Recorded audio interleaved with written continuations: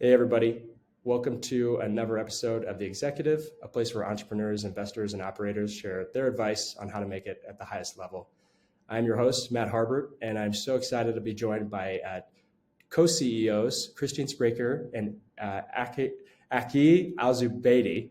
Did I say that right? Was I You got close? it. That's perfect. Of Eon Health.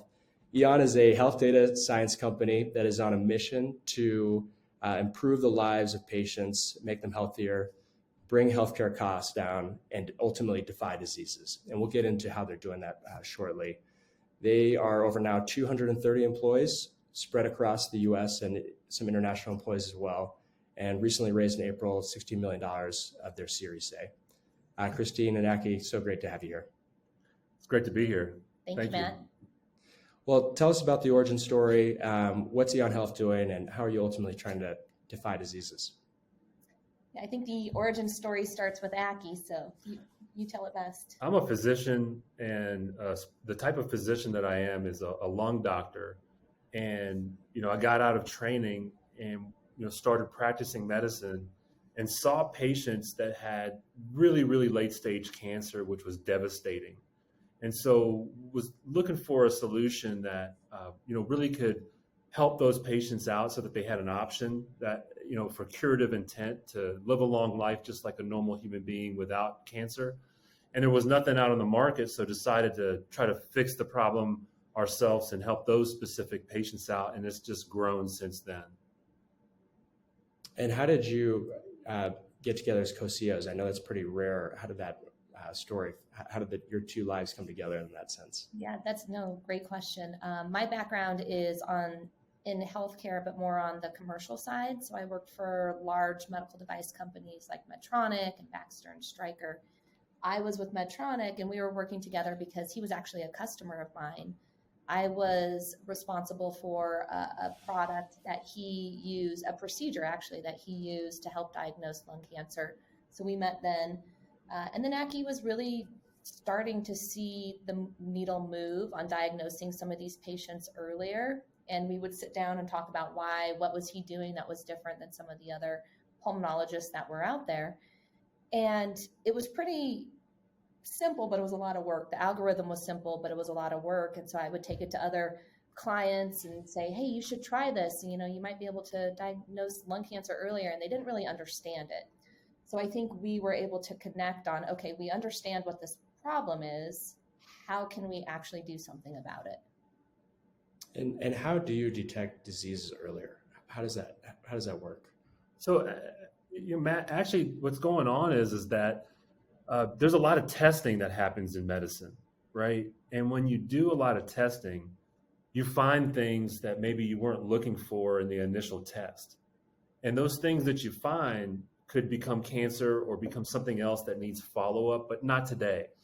And unfortunately, all of those tests that house those important findings that may need something next, those patients more often than not don't get that next step. And so they have delay in the follow-up from an important finding that then a cancer, then if it does present, it presents when you have symptoms, when you cough, when you feel tired, when something else is going on. And by that time, it's too late for you to have any options that are curative options. And so what we do is we identify those findings from all the testing that's happening in healthcare, and we make sure that the patients follow up on time where they may have an option to have curative intent. And just to take that one step further, people have a test done for a reason. So you are in a car accident, you go and you have a CT of your chest, they're looking for trauma of the chest. They might find what Aki's talking about with these important findings. So it's secondary to the reason why they're having that exam to begin with. So to Aki's point, all of these things are found all the time, but if they're having a test looking for something, then it's usually treated. It's very common that it's treated, but if they find something else that's not related to why they were looking or what they were looking for, then that's when it goes lost. And why does it go lost? Is it that the doctor's not informed enough, or like where does it get lost to the patient of what they didn't come for? There's a saying that I just heard recently, Matt, that says that you fall to the system, you don't rise to the goal. And I think healthcare is a great example of where it falls to the system, in which the system wasn't meant to identify an abnormality and then identify or predict what the right care pathway should be, and then have adherence in a cohesive, systematic fashion that doesn't allow. There's 11 fail points from the identification of this abnormality to a patient actually getting the right next step.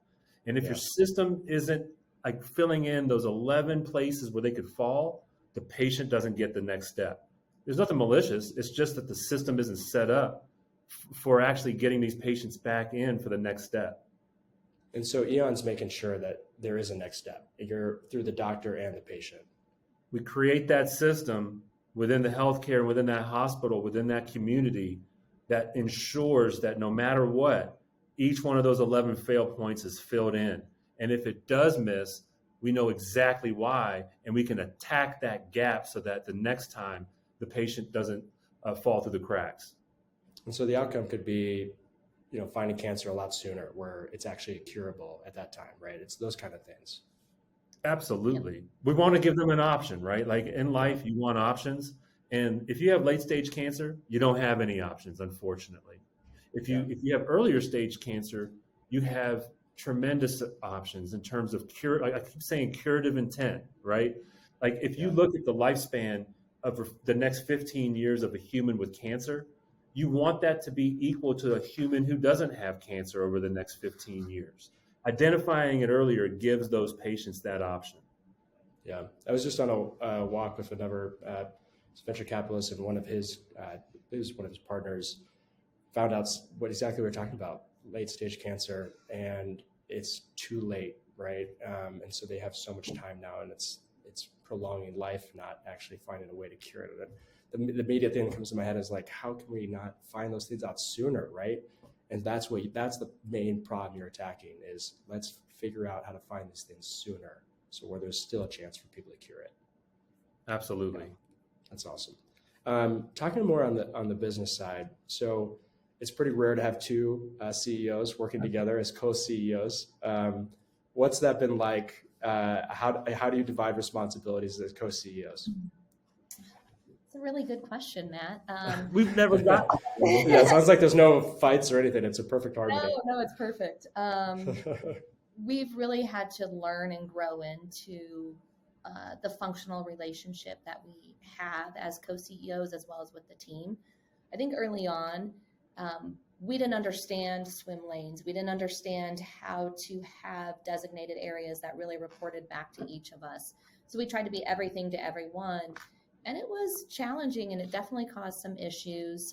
Somebody would ask me something, then they'd ask a follow-up to Aki. They might get conflicting information. They'd choose one path to go, and then one of us are going, hey, but we talked about this. So we definitely had to learn how to manage that aspect of it. And then what we've really learned is that we both have really strong skill sets, but they're very different. So naturally, there's just certain things that have moved under, say, my purview, and then same with Aki. And, man, I tell you that doctors oftentimes aren't great business people. They used to be entrepreneurs and run their own business within their practice, but that's really gone away. And then if you look at the doctors who try to go solo into a business that's being bootstrapped or isn't as well capitalized in the healthcare market, man, big time risk of failure if you don't connect with somebody who understands business and can help you out with some of those aspects. And so for me early on, I think that it was important to have a business person who really was the leader of the company. And so, there's an early investor, his name is George Conrades. I don't know if you've ever read like Crossing the Chasm, but one of his companies was in that book called, it's Akamai, right? And Akamai was a humongous company in the early 90s. And, he said, listen, like, you got to have a business partner, and you find somebody who, you think that you can communicate with well, and it's nothing but upside if the business partnership works. Even though like other companies may not have co-CEOs, man, there's definitely a partnership in the majority of businesses. That's not just one person. And so regardless of title, we're business partners. Yeah. Yeah. It's nice to have somebody too that you can go to. I think so often at the top, it's very lonely. And so we can, one, commiserate, but two, I mean, we're able to brainstorm, strategize. We've definitely had our fights and, If you look at data, founder and co-CEOs up until the point of IPO actually is beneficial. And then after the IPO is when, founders or founder-like personalities end up actually, causing detriment in terms of the growth of a company. So, I think it makes sense for us to do it this way, and we've been growing and being real successful. It works. Yeah, it's interesting on the loneliness, right? Because a lot of founders do talk about that it feels very lonely because they feel like they can't say certain things to the team because they don't want to give them less confidence in the business. So they just have to internalize it, where the two of you probably know everything that's going on and can really share the good and bad. You did mention investors. I have to ask, because you got a pretty high profile investor in Mark Cuban. How did that come about? I know he's getting a lot more involved in, there he is. I thought he was going to be in the room. Yeah. That would have been a fun trick. Yeah. Because he's involved he's been famously known for obviously famously known for a lot of reasons, but in the last year or so for bringing drug prices down, which has been pretty incredible. How did he get involved in Eon Health? Yeah, 2014, 13, I can't remember which year. She always gives me trouble about the years. But 14. Early on, I was trying to solve this problem in my own clinic, right? Looking for a solution. And the algorithm was working. And so every Saturday morning, there was 40 different people, that I would email. And I went to markcubancompanies.com, look at their portfolio companies, email structure, and would send out emails every single Saturday. And one Saturday he responded. And we went back and forth for 3 hours where he asked questions. And at the end of it, he goes, in emails. What's that? Oh, in emails. Via email, yeah. Via email, and it was like his Access TV account. And he was just going back and forth. And then at the end, he sent me an email and said, "That's research, not business," and then didn't talk to me for another year and a half. But to Aki's credit, he continued to email him with follow-ups. Here's what the business is doing. Here's how we've pivoted. Thanks for the great advice. What do you think about this? And stayed in contact. And he'd respond every once in a while and sometimes go ghost. And then he responded one time when we were raising some money. Well, she actually got some of the extended family from the Montfort family who ended up putting in $250,000 into a seed round with Eon. And immediately after they came on, he goes, "If you want me to be in, do this." And it was the same terms, or almost the same terms as what we were given in our seed round. So we were we got on the phone, "Hey, make it a done deal. Let's go. Let's do this." Felt like you're on Shark Tank. Yeah, we got a better deal than any Shark Tank, though. I'm just saying. I believe it. Yeah. How many emails did it take to get him to respond initially? I don't know, hundreds. Wow. Persistence. That is persistence. That's incredible. And then he ghosted you. And then a year and a half later from the initial email that he responded to, you got him in. We got him in. You remember that, man, what was Arnold Schwarzenegger in? That, when he was Mr. Olympia with who? Early 70s? Yeah, in the early 70s. When he calls, he's before the competition, he says he won, right? Yeah. I was telling everybody that Mark Cuban is going to be an investor before he even was an investor. So sometimes you got to manifest it, He's been great for the business, though. He's helped us out tremendously. We were able to meet him and do a live webinar with several of Aki's peers, so a few pulmonologists, and just talking about technology and his ability to understand and how to apply technology across industries without being a full expert in that particular industry is pretty amazing. He taught us the biggest lesson, Matt. I'm sorry, but this is important for folks that are starting a business, is that, man, we didn't understand the importance of legal or lawyers even. And I know that people talk trash about lawyers, but we got on doing this deal. His lawyer really just torched our legal. And we were like, oh my goodness, we need to get new legal. And dealing with Mark Cuban, he introduced us to, different types of lawyers that have helped us out immensely. One of the biggest values that he's brought is the legal representation with different circumstances that you come up with a growing business. Interesting. The right service providers around the business. That's correct. And you Cleaning up the mentioned, business too from a legal standpoint, right? He made sure that before he invests, like all that gets cleaned up. like the cap table or More than than that, IP? Yeah. every contract. Reps and warrants and warranties and everything. Yeah, everything. And so you IP said assignments, everything. he wanted you to switch. He said you were more research. It's not a business yet. What did he want you to go do that he said you have to go do if I'm going to invest in this company?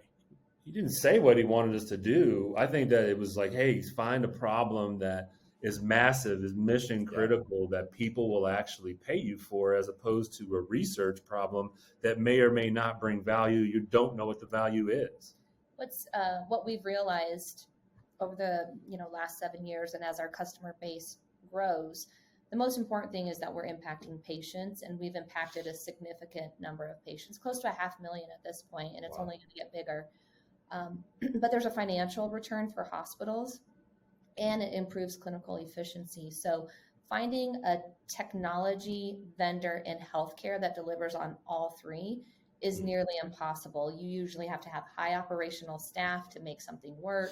It doesn't bring money, or it's just research and the clinical value isn't there yet, and you're not able to apply it to a broad population. Is the financial return for the hospitals, is that because people are actually coming back sooner than they should be to get cured, or where's that? Not sooner. They're just coming back. They're just coming back in general. These patients who have these findings, they're lost to follow-up about 70% of the time, or don't receive the appropriate follow-up test. They do come back sooner with our service, which is the clinical benefit. Yeah. The financial benefit is if they follow up at all. Yeah. So when, go ahead. No, please go ahead. So when you raised that first initial, that was a seed round, or that was all angel? All angel. Mark and George were angel. Okay. Where did you put that capital to work versus the $16 million that you more recently raised? Where is that being focused? How's that change? So early on, we didn't take a paycheck for a long time. We worked out of Panera. We were just laughing about this yesterday. So loud. Yeah. Unlimited coffee. That's probably why. Exactly. And then our dev team was growing, and we have a great team, and we wanted to we could engineering. Yeah. We could do everything else. We did a lot with just us on a really small budget. We didn't hire any real employees in the U.S. until 2018. So. Data science, we invested a bunch. Mm-hmm. Yeah, data science and engineering, I would say. Yeah, right into the technology. The technology. And how's that changing now to raise a $16 million Series A? Where's the focus going? Talent. Yeah. Talent, right? Smart people who are driven, who have the right approach, who are anchored to our core values and mission, and just putting those people and pointing them in the right direction. And just, we have a good setup here where smart people can come in who are talented and can achieve the goal of what we're trying to accomplish. And high focus on the commercial team as well. So more investment into engineering and data science. But we hired, and we just announced it yesterday, a chief commercial officer, Michael Muka, who has a ton of experience, and he's really focused on growing the commercial side of the business. Just a real class act, and we're so excited to have a partner, somebody who can take on that responsibility and grow a SaaS-based company.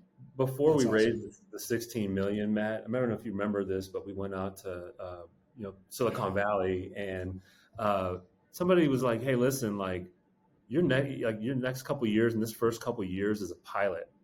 And I didn't understand what they were really talking about, right? And we got to close to, 8 million ARR, which, to me we're proud as heck of it, but that's our pilot. And then you have to make a decision. It's an inflection point. And we decided that, listen, we've gotten to the point where if we do raise money, we won't be leveraged financially off of our mission or our core values. So it's the right time. And now we've proven a pilot. We know it works. If people are paying us for it, it's creating value. Man, put some daggone gasoline in the sports car and let's go. You know what I mean? So that's what we're doing. You've got product market fit at that point. So you felt like you could raise capital, sell a little bit of the business, and really excel. That's correct. Exactly. While maintaining ownership, majority ownership, being able to control decisions and really driving the business and the mission. We see so many companies that really start out well-intentioned and then they go and raise too much money and they're leveraged out of whatever their initial idea or mission was, because now they're beholden to the investors and what they say they need to do. Whatever drives returns, getting away from the mission. You know, you're a similar challenge, right, is finding the talent, which you mentioned. That's the key. What have you found is key to finding the really good people that are going to drive your organization forward? Yeah, I mean, to me, I think it's the mission. I think, it's like, are they really about it or are they not about it, right? And then does the company know who they are, and does the company know where they're going, right? And talent wants to go to a company that's about it when it comes to their mission. And we bout it, Matt, right? Yeah. And then we know who we are. Look, like there's so many distractions. And Mark Cuban gave us this advice too, man, don't focus on distractions, focus on desired results, right? Talented individuals want to focus on desired results. And then know where you're going and just be humble. And that's how you get talent, in my opinion. You know, early on, we didn't have a lot of money. We weren't able to use different recruiting firms. We relied on Indeed. We were happy to have anybody come in. And now we interviewed a ton of talent in recruiting firms. And we found one that has been really incredible for our executive level searches. And just, they're bringing people to us that we didn't know were existed, but these people are also interested in us, which is really humbling and pretty amazing to see. Wow, what we're doing is making such an impact, and people do want to rally behind that mission. Yeah, you're seeing the mission. It's interesting. You're saying talent recognizes when you have your stuff together, right? Like you know the mission's really clear. You know where you're going. They recognize it, right? Where I'm sure they're interviewing other places where we're not really sure where they're going. And you have to be so clear on that. Otherwise, they sniff it out really quickly. Big time. And it's got to be a good fit too, right? Both ways. Like that people are thinking about, jobs differently than they ever did. Like it's not a 30-year life or story anymore, right? It's like people I think in terms of maybe like 5 years, at max, 5 to 8 years max is kind of like what people are doing, and then they redefine themselves. So it used to be 15 years, every 15 years that you start to get burnt out from a gig, and then you have to redefine yourself and you decide I'm a lifer. And that time period keeps inching down. So what would you say, as you are growing this business and you kind of look back at, you're like, that was probably one of the best decisions we made as a company to get us to where we are today? I would say hands down, not raising a big round of finance early on, waiting until we had the product market fit, being true controllers and operators of the business. Yeah, we operated as a function of revenue. In 2020, when the world changed, we ended up, using our revenue to pay off debt, and it was unheard of at the time, quite frankly. Nobody even, like if you raise a convertible debt or convertible notes, most of the time it converts to equity. We decided to pay it off and risk adjust the business because you realize there's things out of your control, right? Yeah. And we had friends and family who had invested money. And I grew up, my dad said you can't die with debt, regardless of what the terms are. So we paid off all of our debt in December of 2020. And that's one of the biggest, I think, pretty rare, best decisions that we've ever done. And then the 16 million, I mean, you raised that wasn't that right when the market was taking a dive, or is that right before? Right before. Yeah, we got good timing. So it was really good timing. Yeah. Great timing. And now, I'll reverse the question. There's a lot of mistakes in startups. They're unavoidable, right? We're all learning quick. What's the one you're like, oh man, that one I think about that often. That we made a big mistake there. Oh gosh. Yours probably way different than mine. I don't know. I mean, there's so many. Gosh, I think the hardest thing for me, and probably I would say some of the biggest mistakes I made, was with personnel and team members. I had never had to fire people before. I felt inside me, I owed it to employees to try to give them everything I could to help them be successful, and probably held on to people maybe longer than they should, which isn't fair for them or for us. And maybe hiring some people that probably weren't a good fit for the organization. That's been really hard. Yeah, I agree. I think it's personnel, and like there's good people who that in the phases of the timing of what their skill set is versus what the company needs, their ability to adjust in a dynamic market, right? Like, and at the end of the day, it ends up in separation, or like in a big investment from both sides that doesn't work out. And I mean, it's just so difficult, right? And it hurts your soul as well too when good people end up in separation. That part's been the most difficult, and some of the things that keeps me up at night. Like, if I just did that, if I just would have thought about this or approached it differently, like there's mutual value that we could have realized, and we didn't, right? Yeah, it feels like a mistake on your end, and then it's probably very hard. You probably know in your soul or your heart, right, that person's is not the right fit, right? You learn you made a mistake, and it's how long do you let that continue? Yeah. And I think that's probably the hardest thing for entrepreneurs, right? Is just make that. Those with a heart, right? Yeah, for sure. Right. For some, it's not hard. That's right. As you are now, growing the business and have got the rocket fuel, where are you putting your focus? The two of you, how do you prioritize things as CEOs? Like, where are you really trying to invest your time every single week into the business? Yeah. Great question, because it's always changing. Yeah. We say we've stepped down or resigned or been fired from our jobs so many times because we start doing something else. I'm really focused now. I want to be really intentional about our team and the culture and the dynamics of it as we grow, making sure we continue to be mission driven. Despite best efforts to hire great people, sometimes cancers get into an organization, and being able to weed those out, because you don't want to bring high performers down with somebody who's not a high performer or toxic to a culture. And then sales, operations, and marketing is really where I like to focus. And my soul bleeds for the patients.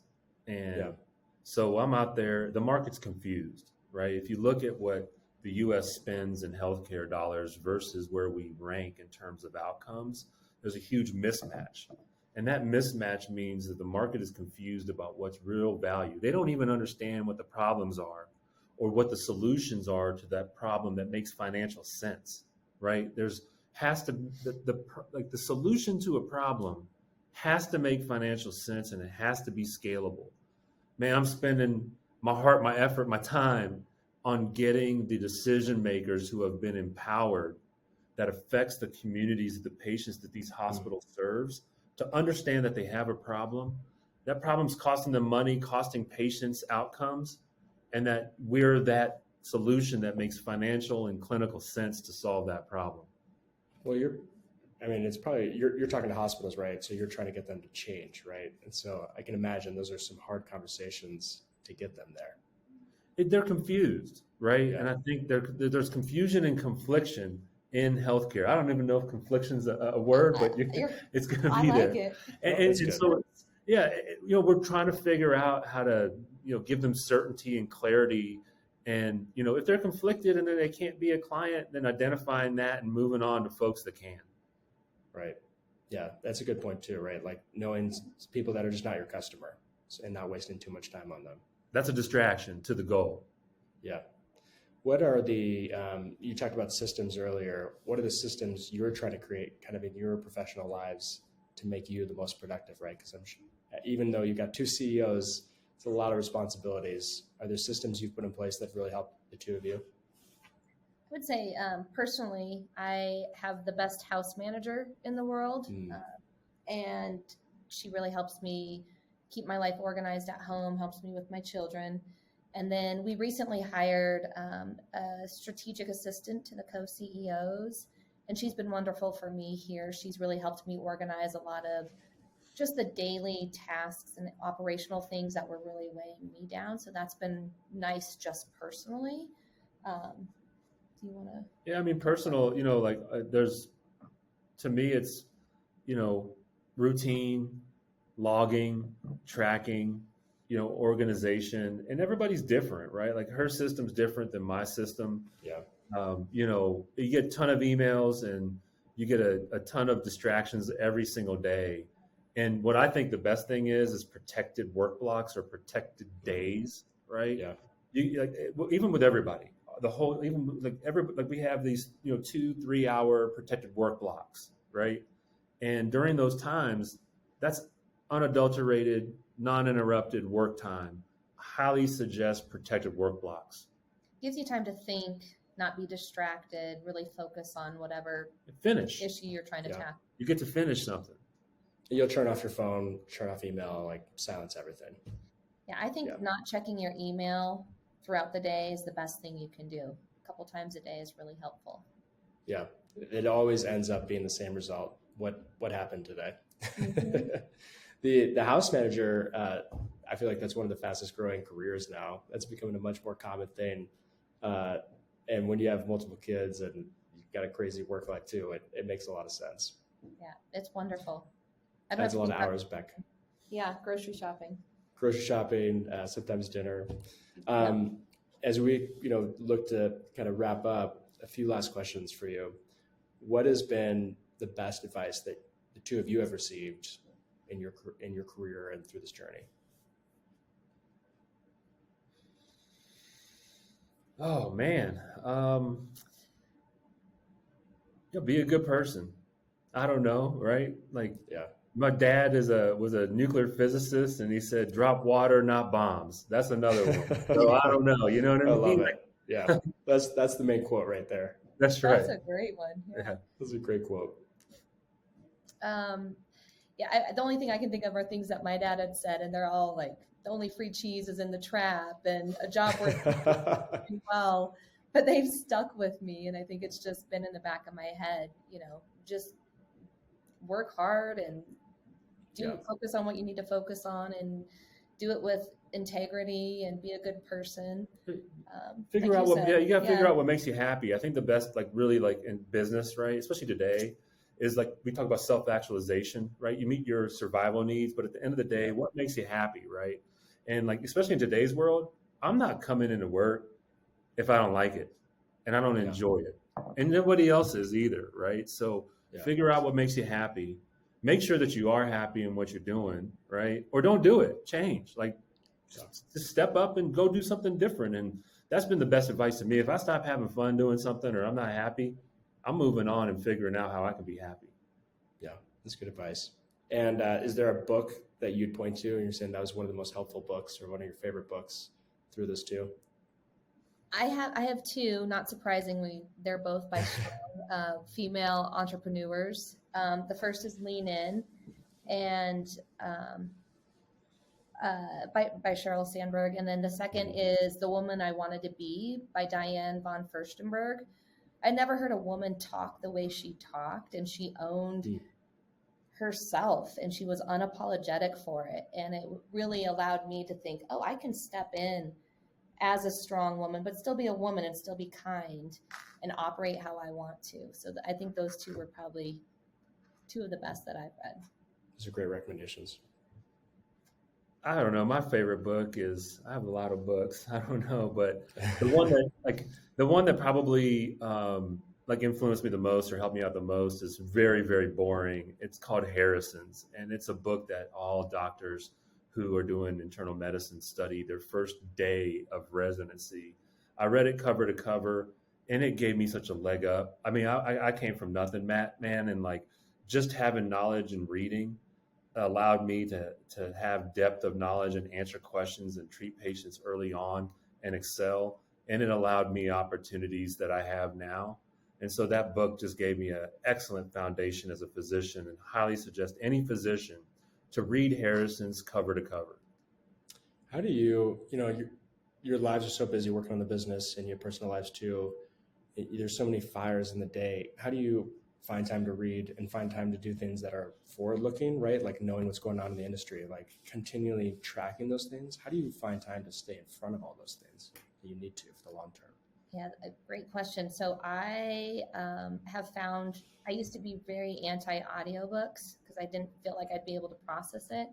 But I Yeah, walk my same. dogs every morning and I'm listening to the 5 dysfunctions of a team right now.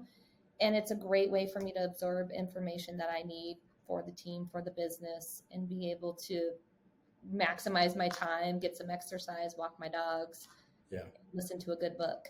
I agree. Work out and listen to a book. Like, listen, you memorize songs, right? If you listen to them, Yeah, that's a good point. It's with you, right? Like, why not put that information, like while you're working out, doing something healthy? I highly suggest that as well. Yeah, that's good advice. To wrap us up, what is the end vision for Eon? What do you see in the next kind of 10 years? Where do you want to go? Total domination. He says it so much better than I would. So, we're not He gets focused. away with it. Yeah. George also told us too, and this is great advice. This is probably what our answer should have been. Don't build a company to sell it. Yeah. Build a company to solve a problem. And if you're solving a problem and you're successful with it, opportunities will come about. Yeah, he told us we're effing crazy. We're effing lunatics, I think was exactly what he said. if you build a company for acquisition. And so, I think that's what it is. Yeah. Get out there and dominate, man. Yeah. Dominate. Yeah. Just put in the work. Well, Aki and Christine, such a pleasure. Thank you so much for joining. So great to hear about your stories and what you're building at Eon. So much more to come. I'm sure you both feel like it's still early days. It is. Yeah. The And, fun, like we were talking about, that's the fun part now. The So fun I can feel the excitement. Yeah. that's And right. you got the rocket fuel now. So it'll That's be right. exciting to see what you guys continue to build. So thanks so much for joining. It's been a blast, Matt. Thank you. Thank you, Matt. Thank you.